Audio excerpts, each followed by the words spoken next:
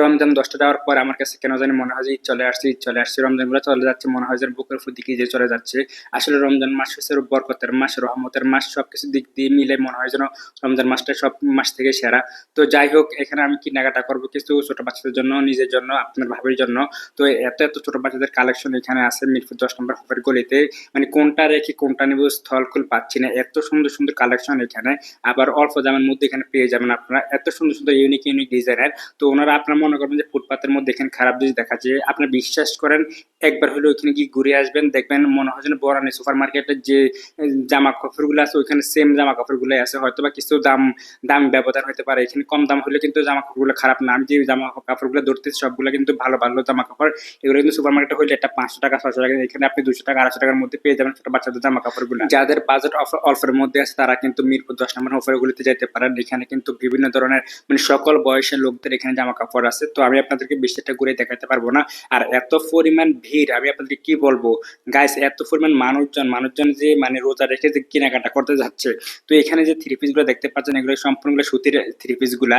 এগুলো কিন্তু একটা ১৫০০ টাকা করে, কিন্তু এগুলো যদি বনানি বা গুলশান হইতো প্রতিটার দাম বা আড়ং হইতো ৩ থেকে ৪ হাজার টাকা করে আপনারা এগুলো পাইতেন। কিন্তু এখানে ১৫০০ থেকে ১৮০০ টাকার মধ্যে এরকম থ্রি পিস গুলো পাচ্ছেন একদম সুতার মধ্যে। মানে গরমও পড়তে পারবেন অথবা শীতেও পড়তে পারবেন, মানে দুই ইয়েতেই পড়তে পারবেন, সিজনে পড়তে পারবেন। তো আমি আমার খালার জন্য একটা ওড়না নিব এখান থেকে। তো আমি একটা ওড়না নিয়ে নিলাম ২৫০ টাকা দিয়ে, অনেক ভালো একটা ওড়না। আমার আম্মার জন্য একটা ওড়না নিয়ে নিব। তো আমার আম্মা যেহেতু একটু কালার মধ্যে আছে, ওনার জন্য অন্য সাইজের নিতে হবে, মানে অন্য কালারের নিতে হবে। সেজন্য আমি আবার একটু অন্য দোকান ঘুরলাম, কিন্তু এই দোকানের মধ্যে পছন্দ হয়েছে, এবার আমি নিতে পারি না কারণ ওনার পছন্দ হবে না। তো আমি আরেকটা দোকান নিলাম, গিয়ে ঘোরাফেরা করতেছি আর দেখতেছি যে ওনার কোনটা পছন্দ হয়। ওনাকে যেহেতু মিস্কির সাথে পড়বে সেজন্য আমি বড় একটা দেখে একটা ওড়না নিব।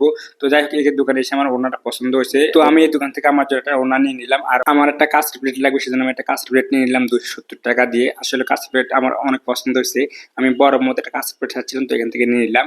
আর যেহেতু গরমকাল চলে আসছে, এত পরিমাণ রুমের ভিতরে গরম ঘুমাইতে পারি না। আমার রুমের ভিতরে একটা বদ্ধ রুম, যার কারণে মানে কোনো দিকে আলো বাতাস যায় না। তো ভাবলাম যে একটা পাখা নিয়ে নেই, যেহেতু এত পরিমাণ গরম লাগতেছে। আমি ছোট একটা পাখা নিয়ে নিলাম, পাখাটা নিচ্ছে আমার ৮৫০ টাকা। তো উনি আমাকে টেস্ট করে দিচ্ছিল যে এটা কিরকম সার্ভিস দিচ্ছে। তো আমার তো অনেক পছন্দ হয়েছে, আগে ১ মিনিট গায়ের মধ্যে বাতাস লাগিয়ে নিলাম। কিছুদিন পরে দেখবেন এই পাখাটার দাম আছে ১১০০ থেকে ১২০০ টাকা। কারণ বাংলাদেশের ব্যবসায়ীরা যখন মানুষের দুর্বলতা দেখে তখন ওরা সুযোগ নেয়। তো যাই হোক, আমি সুযোগ আর হাতছাড়া করবো না। আমি এখান থেকে ৮৫০ টাকা দিয়ে পাখা নিলাম। পাখাটা কিন্তু অনেক কিউট ছিল এবং অনেক স্পিডে বাতাস ছিল। তো যাই হোক, এখানে কিন্তু এই পাখাটা অনেক পরিমাণ সাউন্ড করে, রাতে বেলা ঘুমাইতে কিন্তু অনেক সমস্যা করবে। তো যারা কিনা একটু ঘুমের হালকা ঘুম তারা কিন্তু অল্প ইয়েতে দিতে পারেন, তাহলে আর আওয়াজ করবে না।